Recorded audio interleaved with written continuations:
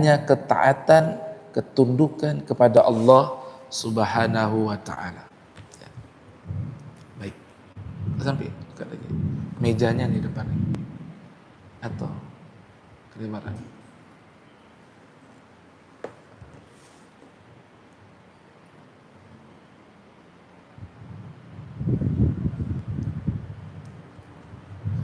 Lalu muncul sebuah pertanyaan. Kenapa manusia sangat sulit beribadah atau taat kepada Allah? Nah, kenapa manusia itu sangat sulit taat kepada Allah? Sebelah sini. Kenapa manusia itu sangat sulit taat kepada Allah? Padahal telah Allah perintahkan.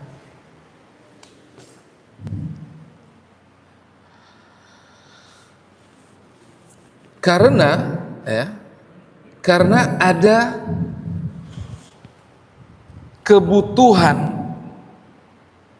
yang tidak dipenuhi oleh manusia atau hamba itu sendiri, sehingga sangat sulit menjadi ketaatan kepada Allah Subhanahu wa Ta'ala. Padahal banyak sekali keilmuan, banyak sekali nasihat-nasihat, banyak sekali ujian-ujian yang dihadapi oleh dirinya, tapi tidak menghasilkan ketaatan, tidak menghasilkan ibadah kepada Allah Subhanahu wa Ta'ala.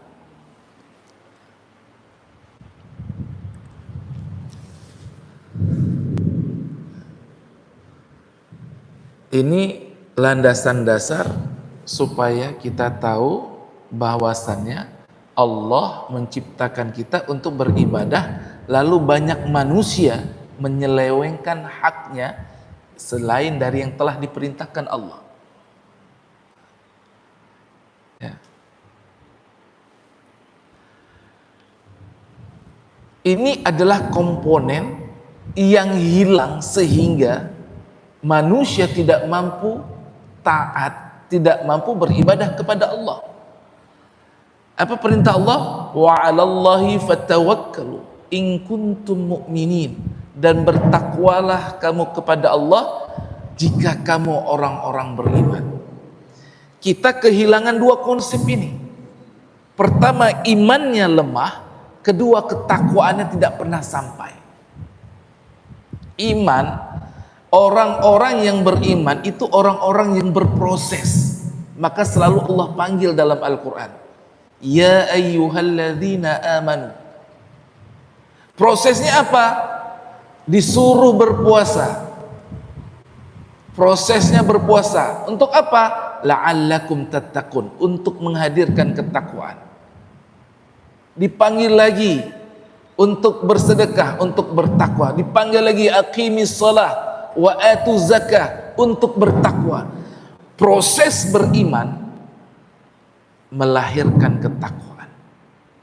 Jadi kalau kita masih berada di posnya beriman, ini masih ada proses, belum aman, artinya belum aman dalam ketaatan secara totalitas kepada Allah. Mungkin masih bisa lari dan bekerja ke arah kiri, masih bisa mungkin bermaksiat maksudnya. Makanya disuruh ingatkan lagi ya. Maka jika tawakal hilang, takwa hilang, iman pun hilang. Jadi sangat berpengaruh. Inilah yang kehilangan di dalam ketaatan kepada Allah, sehingga sangat sulit seorang hamba bisa beribadah secara totalitas.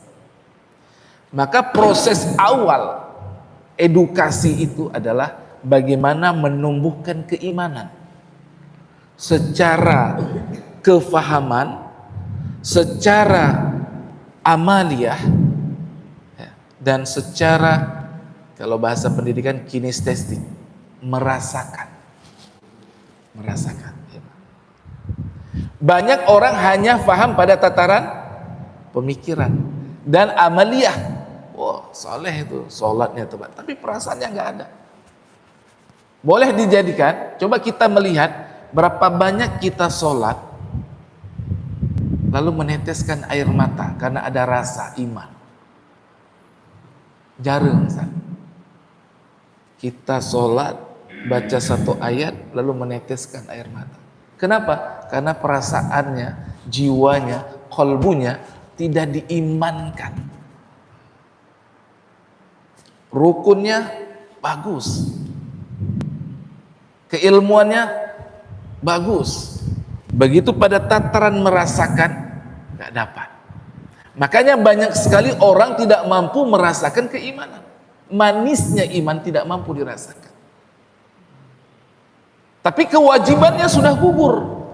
Perintah sholat selesai, ke masjid oke, berjamaah mantap, tapi merasakan keimanan manisnya tidak sampai. Maka proses pendidikan iman ini harus secara totalitas.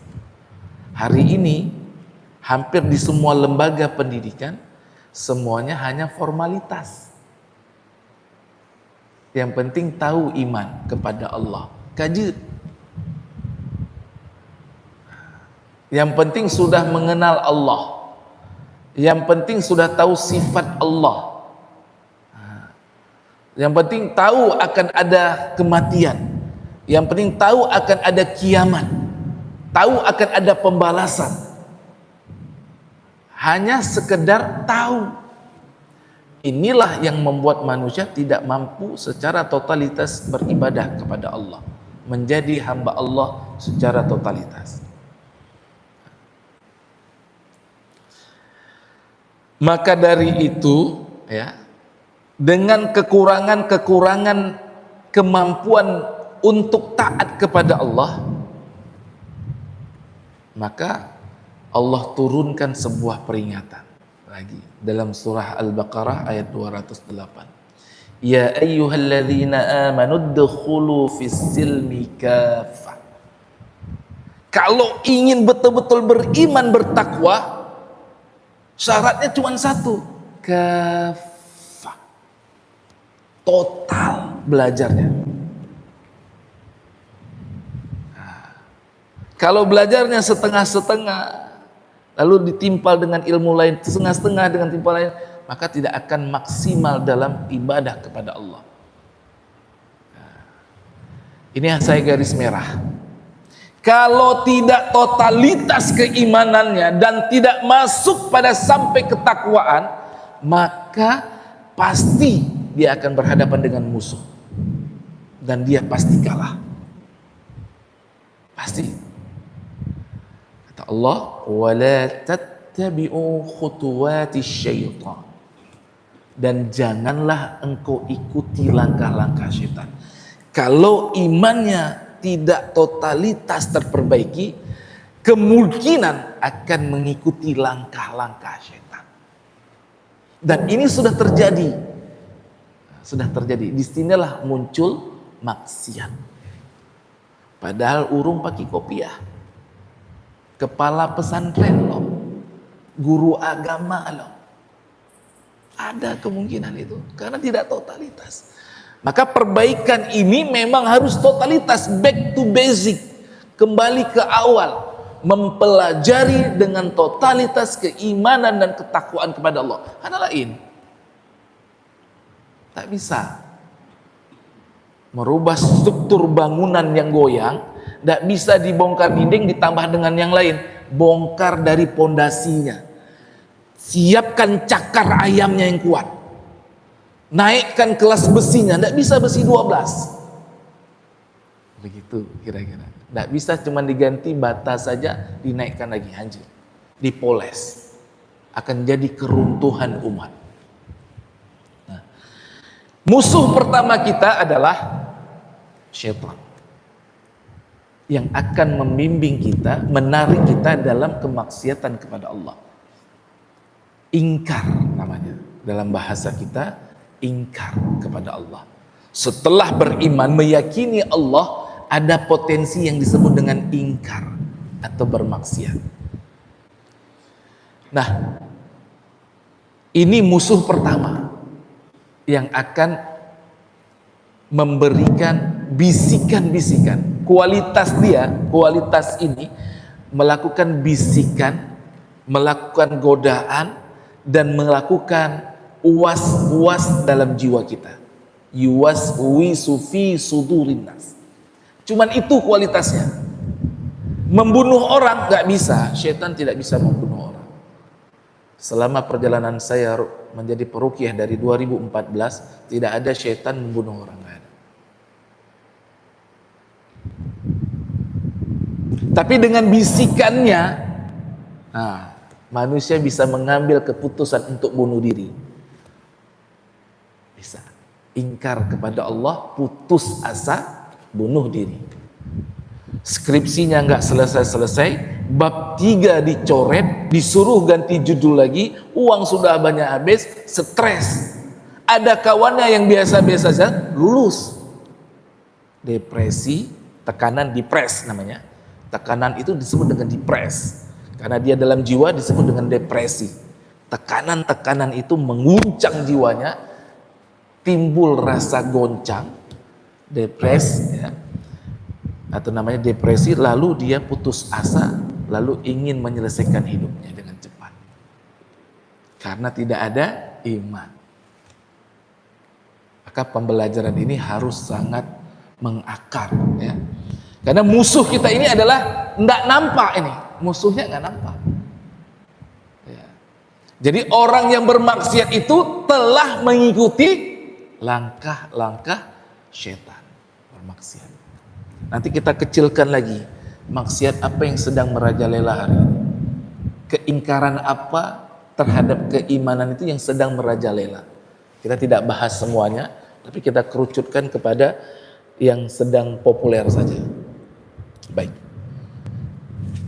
satu masalah sudah ada solusinya. Jika gangguannya syaitan, maka imanlah solusinya. Ana lain. Ya, jadi kalau ada orang kena gangguan syaitan, gangguan jin, gak usah panggil saya untuk ruqyah, capek kali, ya. Ini ada kondisi iman yang bermasalah. Alhamdulillah kita sudah pernah meruqyah hafidhah 30 juz mungkin gangguan syaitan, padahal hari-hari dengan Al-Quran. Dan ini bisa dengan siapa saja. Seorang ustazah, ya, di sebuah pondok yang menjadi pondok hafalan 30 juz mungkin, tapi terkena gangguan syaitan. Kenapa? Ada iman yang bermasalah. Di mana iman yang bermasalah? Ya.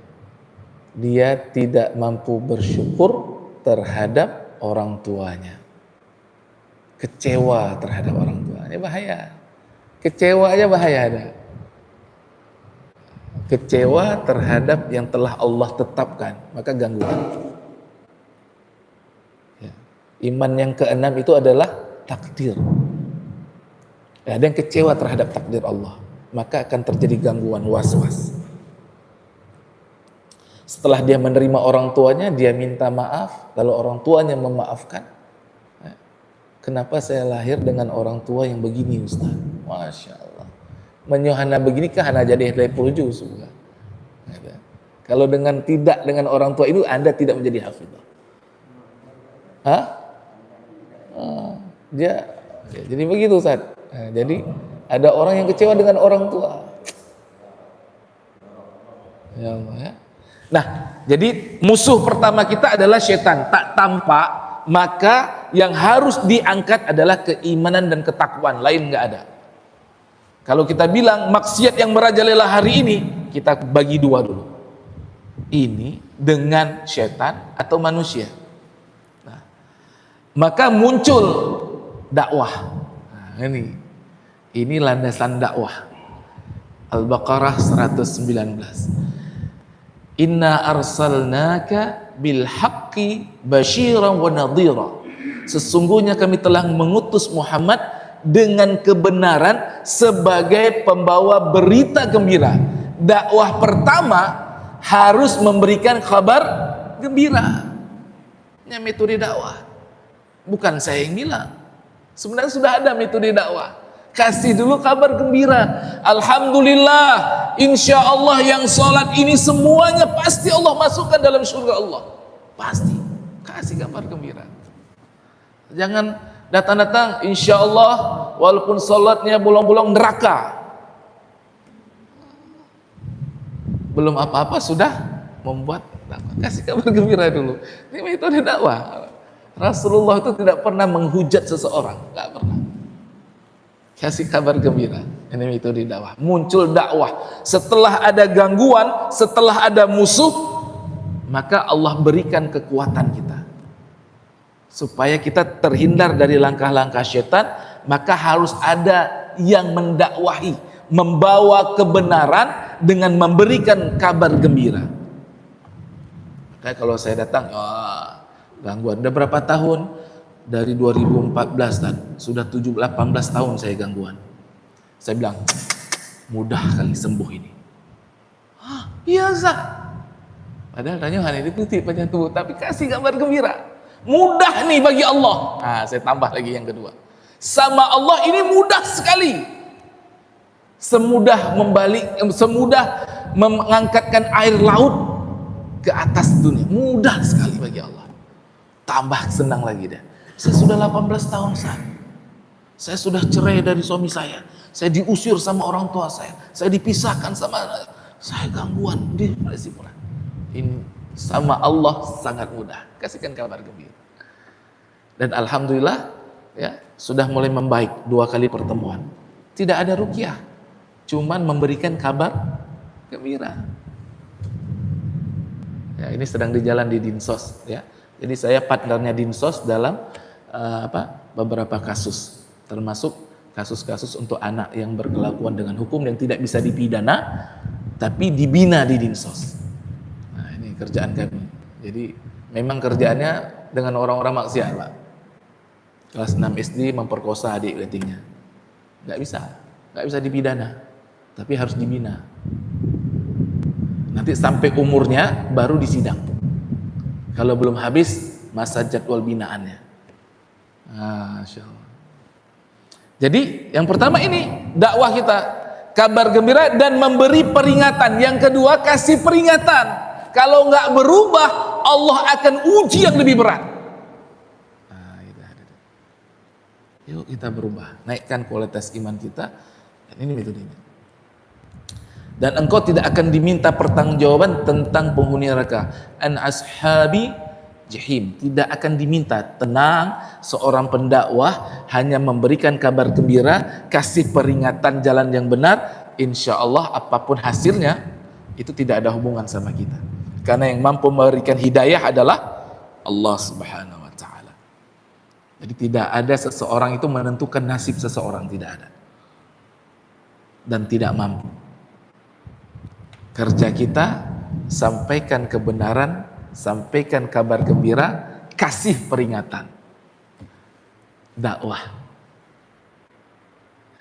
Terjadi perubahan dengan cepat, alhamdulillah, Allah bantu dengan hidayahnya. Oh belum berubah, nggak apa-apa, jangan berhenti berdakwah.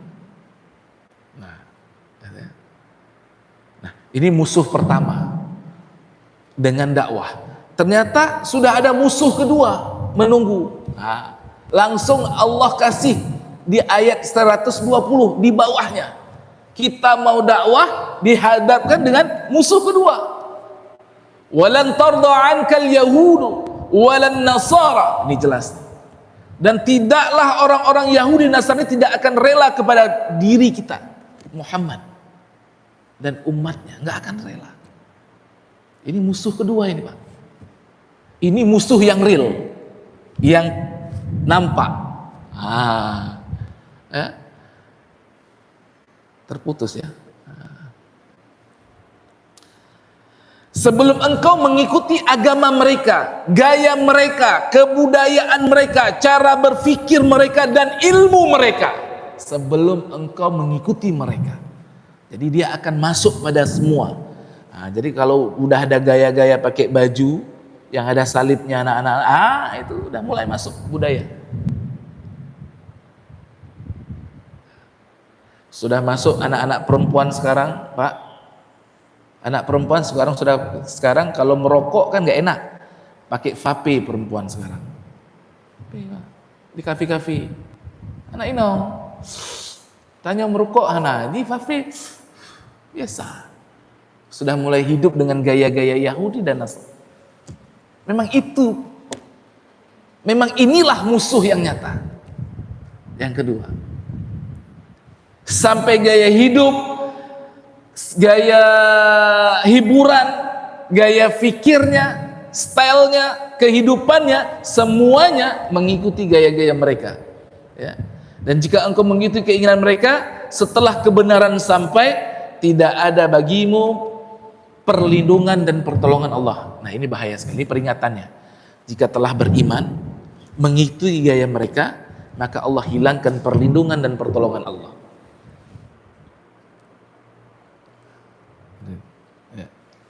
Ditambah dengan hadis Bukhari, ya, jika kamu mengikuti perilaku orang-orang sebelum kamu sejengkal demi sejengkal, ya, sehasta demi sehasta, sehingga engkau kalau mereka masuk ke lubang biawak pun ikut memasukinya. Para sahabat bertanya, kunna ya Rasulullah, siapa mereka ya Allah yang bisa menjebak kami, mengajak kami, mengekor kami, sehingga kita mengikutinya, harus ikut pada dia. Lihat kurs mata uang, kita ikut mereka. Lihat global ekonomi dunia, kita ikut mereka. Investasi dunia, kita ikut dia. Udah ikut semua nih. Semua siaran televisi dunia sudah ikut dia. Dan semuanya kita sudah mengikuti dia, ya. Kata Rasulullah, qalafan, ya, al-yahudu wan nasara. Dia adalah orang Yahudi dan Nasara. Disinilah awal kesesatan maksiat dimunculkan secara terang-terangan. Saya katakan, ya, mereka orang-orang Yahudi dan Nasrani akan terus berusaha untuk menjatuhkan kita di lembah terhina setelah beriman kepada Allah. Ya.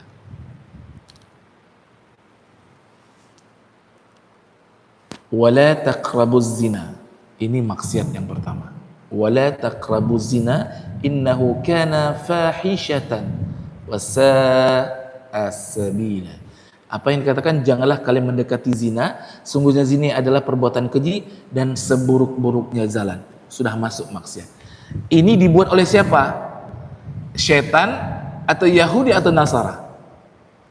Kira-kira. Maka Allah tolong. Yang pertama, dibisikkan nafsu birahi dalam qalbu oleh syaitan, oleh jin. Lalu manusia menampalkan video porno yang dilakukan oleh Yahudi. Lalu jalanlah seorang perempuan atau laki-laki tanpa busana, yang menggunakan busana ketat, budayanya masuk, lahirlah sebuah perzinahan. Itu dari mata. Dari perasaan, jatuhlah hati seseorang laki-laki kepada perempuan, sehingga perempuan juga jatuh hati pada seorang laki-laki.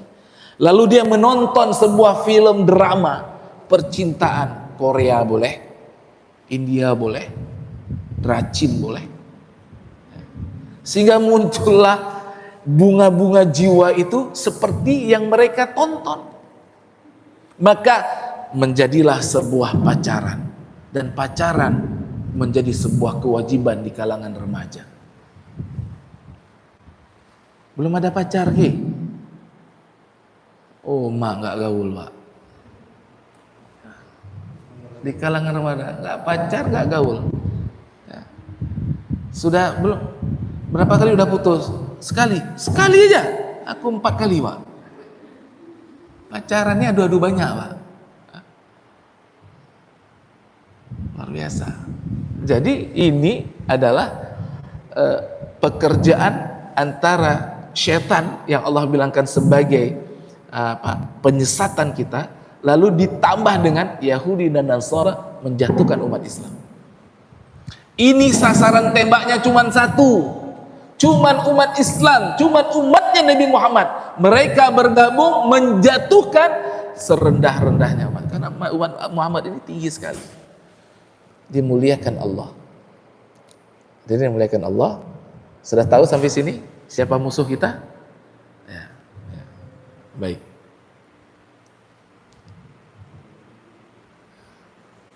Kita lihat data. Banda Aceh, Kepolisian Daerah Polda Aceh menyebutkan adanya peningkatan tren kasus narkoba di wilayah Aceh sepanjang tahun 2025. Ini maksiat pertama adalah narkoba. Dari mana ada dasarnya narkoba? Cuman satu awalnya, rokok. Rokok adalah landasan dasar untuk naik kelas narkoba. Saya sudah menyampaikan ini kepada wali kota Banda Aceh, karena kami berada di dai kota. Saya sampaikan bahwasannya buat perda, peraturan daerah, perkot, saya bilang tidak boleh ada kedai yang menjualkan rokok radius 500 meter dari sekolah. Tidak boleh ada. Tidak boleh. Sebelum masuk sekolah, nongkrong dulu dia. Kedai itu memang di sebelah sekolah.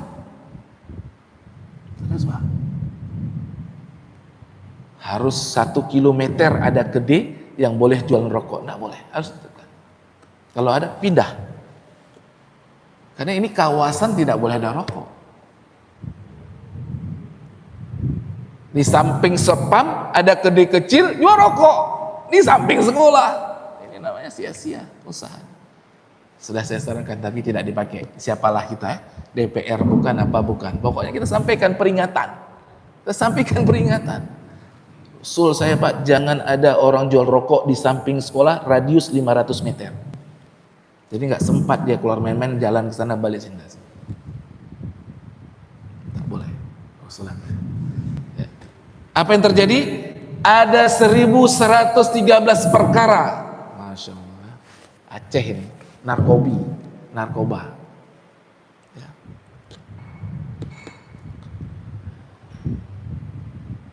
Naik dari 889 kasus 2005 naik.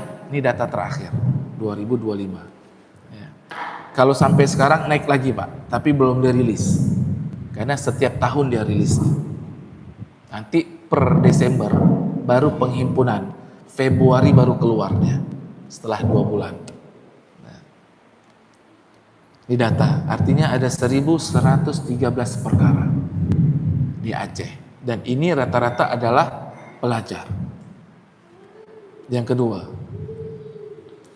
PPA per 31 Oktober 2025 mencapai 967 kasus.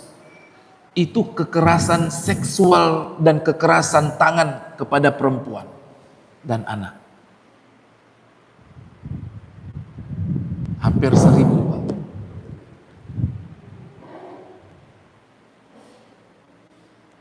Tapi untuk daerah kasus tertinggi pelecehan seksual terhadap perempuan dan anak jatuh kepada, nah ini kan ada tingkatannya Pak. Nah, hati-hati yang dari Aceh Tengah.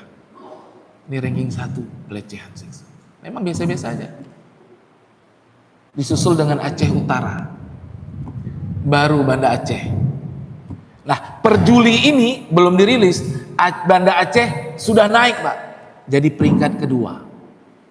Biasa. Jadi berlomba-lomba bukan dalam ketaatan, berlomba-lomba dalam maksiat. Maka dakwah ini tidak boleh biasa-biasa aja. Kata teman saya, Ustaz Ihsan bilang, tidak boleh normalisasi terhadap kerusakan, tidak boleh. Alah itu biasa, itu normalisasi. Harus dilawan. Dan saya sangat senang berada di Dewan Dakwah. Harusnya Dewan Dakwah menjadi garda terdepan. Ya. Menolak narkotika di lingkungan sekolah, menolak LGBT, menolak asusila, menolak perundungan. Dewan Dakwah punya statement awal. Kasus Banda Aceh. Sekarang Banda Aceh tertinggi. Nah, hadirin muliakan Allah. per Juni hari ini, ya, Bapak Ibu, dari semua kasus maksiat yang terbesar itu adalah kasus seksual. Seksual, Pak. Ini lagi ke tren. Dulu narkoba, sekarang seksual. Di mana tertingginya? Tertinggi itu di Aceh Besar dan Banda Aceh. Tidak terdata, tapi kami punya koneksi yang sedang membuat sebuah karantina buat orang-orang yang telah terkena seksual. 93% kasus asusila itu adalah lelaki dengan lelaki. Bahaya, Pak. Laki dengan laki-laki. Total pesertanya 386 sedang kita karantina untuk dikembalikan lagi. 2 orang dosen.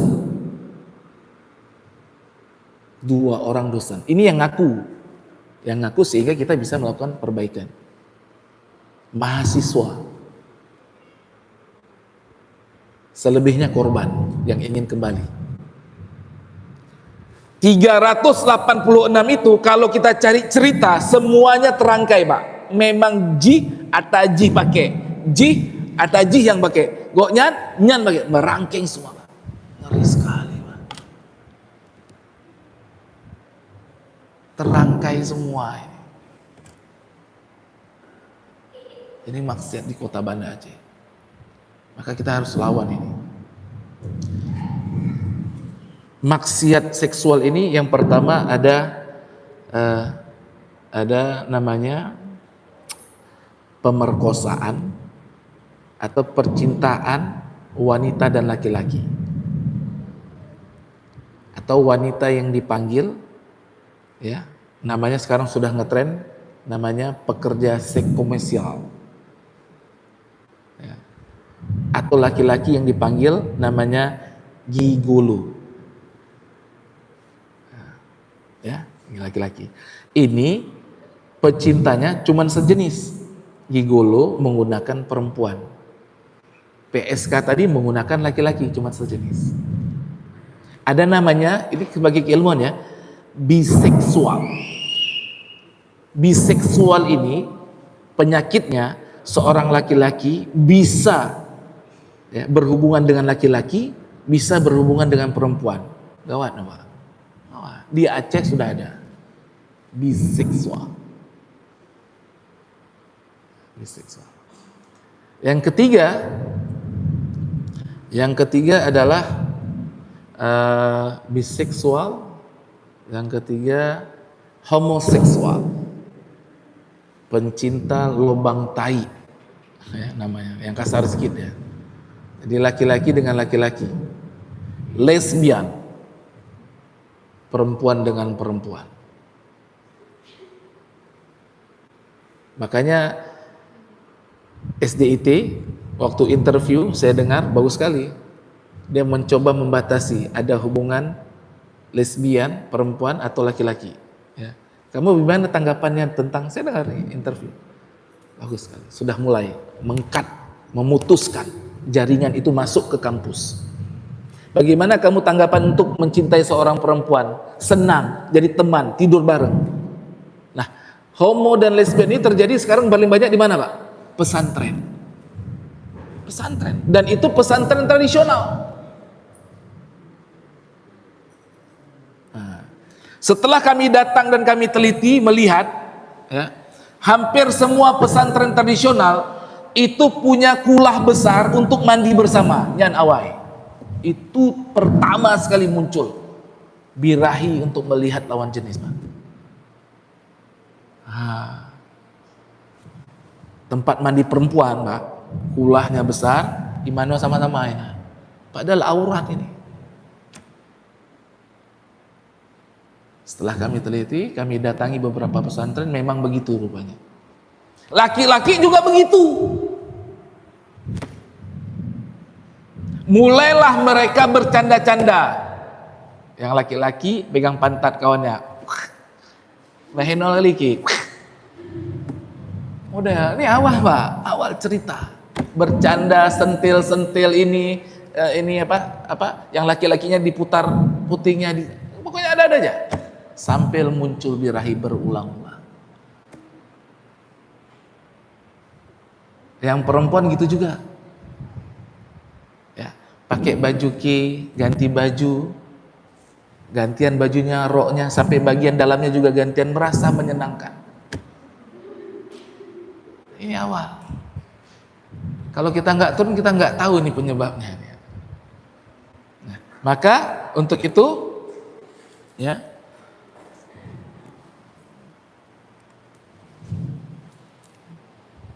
nah, gubernur sudah mengultimatum dan kita harus gerak. Artinya pemerintah sudah mulai care karena sudah banyak sekali kasusnya. Padahal ini sudah terjadi 5 tahun yang lalu. 5 tahun yang lalu. Tahun 2005 tahun 2005 Pak. Itu 2005 udah lahir adik-adik belum ya? Oh, belum lahir ya? Nah, dengar aja lah. 2005 saya masih di Solo, Jawa Tengah. Saya datang ke Grand Mall 2005 Solo. Di situ sudah terdapat anak SMP bersama anak SMP berciuman di tempat umum. Dan itu menjadi biasa. Saya katakan 15 tahun lagi Aceh akan seperti ini. Betul ya Pak? Di Belampadang, di Olele, betul, Alunaga, berpasang-pasangan. Hana male dirangkul. Anak SMP Pak, anak SMP, ya, saya tidak bilang SMP-nya, bergonceng berdua. Kalau kita duduknya gimana Pak? Miring, pegangan gitu ya, atau ngangkat, pegang perut. Jihana, lagi nyoba, apa? Dari bahu, wah biasa anak SMP.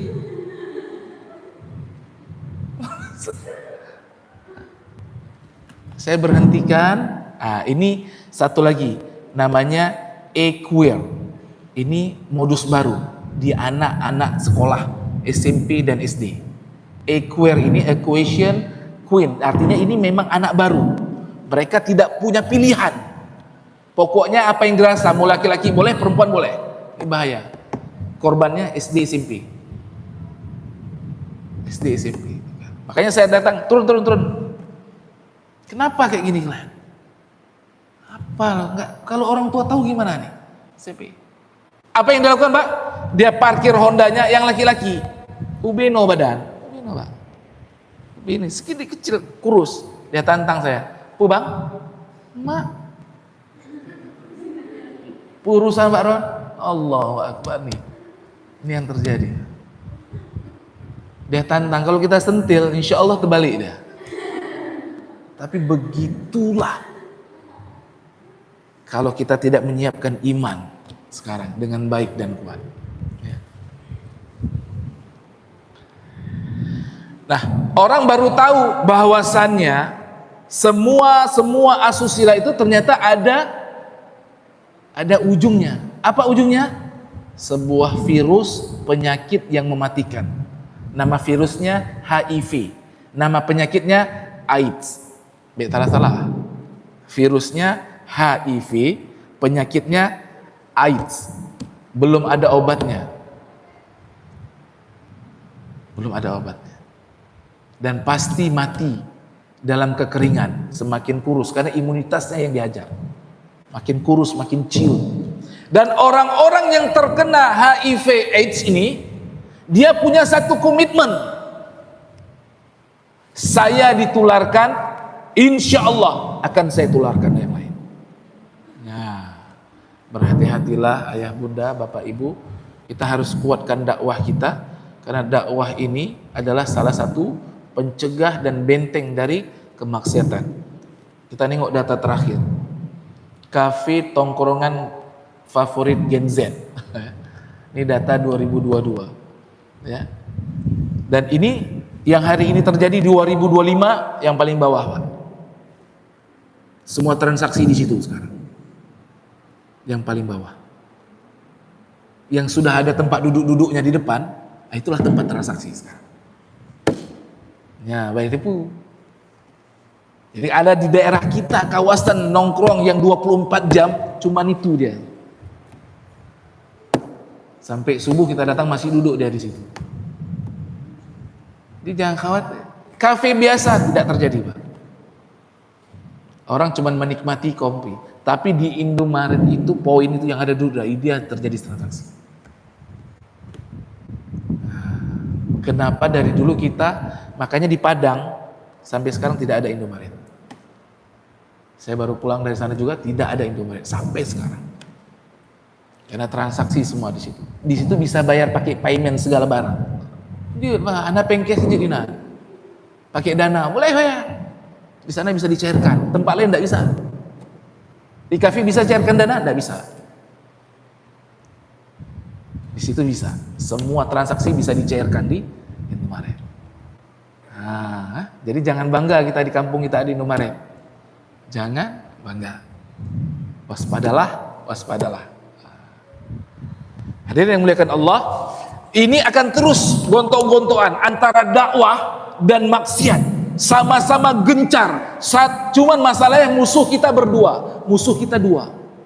Nah, jadi ya, musuh kita adalah dua. Apa itu? Setan, Yahudi dan Nasrani. Secara fisik.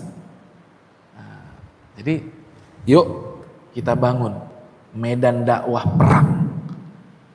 Ya, pertama sekali adalah untuk menutup ruang perluasan LGBT. Kita fokus di sini dulu. Karena ini yang merusak generasi. Mereka ingin coba dari narkoba, nggak berhasil. Tapi dari ini berhasil. Nah, kenapa sekarang 93% itu penyakit itu datang pada orang laki-laki dengan laki-laki. Sekarang lagi dominasi nih, Pak. Grafiknya yang tertinggi asusila-nya adalah laki-laki dengan laki-laki, homo. Ini terakhir, 3 hari terakhir adalah guru sanawiyah. Ya, Pak. Kalau pesantren sudah terjadi, sanawiyah kana, ba SMA kana, ho dapat 2 anak. Mana dia nak? Ini guru sanawiyah nih. Saya baru duduk sama Ustadz Salman, kan menak kota Banda Aceh, kok parah sama, parah. Makanya saya bilang, sertifikasi guru itu salah satu syaratnya adalah dia paham Islam dengan secara total. Bukan keilmuannya, tapi keimanannya yang harus dites. Sertifikasi. Jadi dibilangnya, ya, pokoknya kita sampaikan masukan. Sertifikasi itu 2 harusnya, keimanan dan karakternya dinilai. Baru dia bisa dapat sertifikasi. Bukan administrasinya. Jumlah jam mengajarnya, jumlah jam tahun masuknya, enggak. Iman dan karakteristiknya. Hadirin muliakan Allah, inilah yang dapat kami sampaikan, bahwasannya kita terus akan dibidik oleh Yahudi dan Nasrani sampai kita mengikutinya. Gaya musik. Ya. Kalau baca Quran, ya, tanyo mandum, Pak. Ya, baca Quran 2 lembar muap.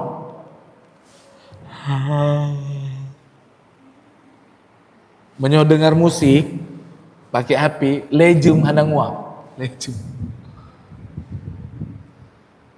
Ini gangguan. Ini godaan setan. Saya cari tadi malam, ya kan? Al-Baqarah 120 tentang golek. Coba cari di Google, hana itu juga. Nggak dikasih. Nggak dikasih keluar. Ini pun punya dia. Ya. Saya tulis ayat tentang Yahudi dan Nasrani berusaha untuk membuat umat Islam itu nggak muncul. Hana yang muncul lah. Kalau kita tulis Al-Baqarah 120 baru muncul. Kalau ada statement tentang mereka pasti hilang. Di Google. Ini juga ciptaan mereka. Jadi jangan sampai kita gagal faham. Ini biasa-biasa saja, tidak. Ini maksiat yang direncanakan secara sistematis untuk menghancurkan generasi Islam. generasi. Jadi di rumah, Pak, setelah kami riset, kalau anaknya begini main HP, ini masih aman. Kalau sudah begini, berarti sudah main game. Tapi kalau sudah begini, ini udah main koin. Main koin ini. Tapi kalau sudah pakai headset sambil tidur, itu sedang nonton pornografi. Nah, coba kita lihat-lihat. Kalau begini masih normal. Scroll Instagram dan lain. Lalu gini udah main game.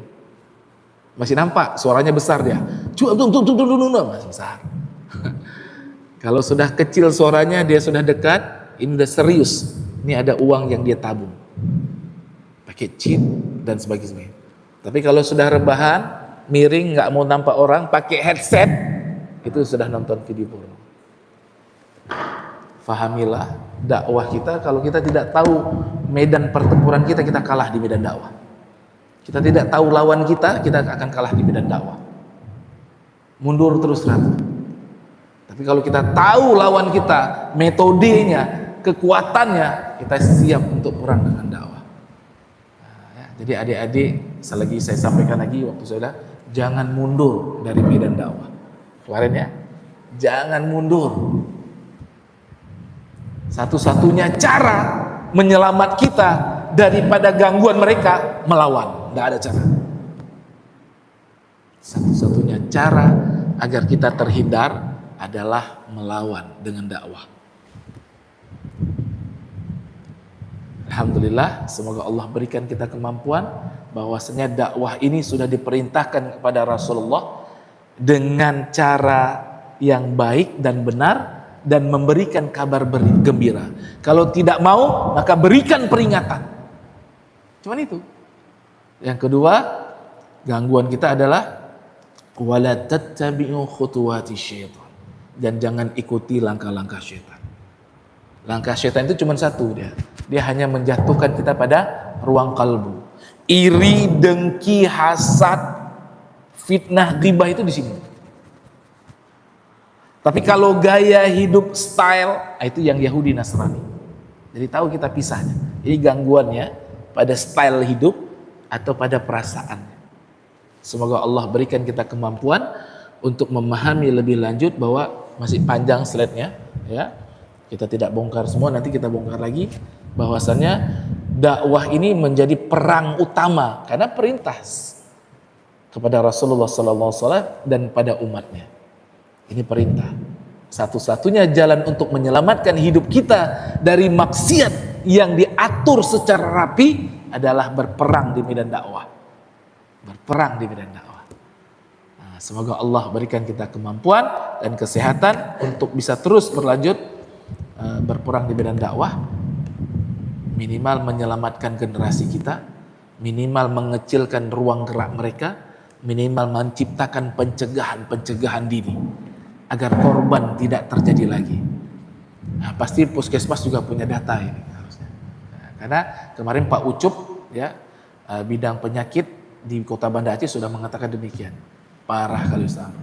Parah sekali. Banda Aceh parah. Warning, warna merah. Nah, makanya muncul nanti malam Senin kita duduk lagi ya sama Wali Kota Banda Aceh untuk bahas masalah ini lagi. Nggak diundang, Ustaz? Undanganku dai berapa orang saja. Memang ini suah parah sekali. Semua kejahatan kumpul di Banda Aceh. Kumpulnya, Pak. Dari luar daerah kumpulnya di sini, dari sini kumpulnya di sini. Maka mari kita selamatkan anak kita, ya. Ya sebagai penutup, ya ayyuhalladzina amanu qu anfusakum wa ahlikum nara wa quduhan nas wal hijarah. Subhanakallahumma wa bihamdika asyhadu an la ilaha illa anta astaghfiruka wa atubu ilaik. Hadanallahu wa iyyakum ajma'in. Assalamualaikum warahmatullahi wabarakatuh.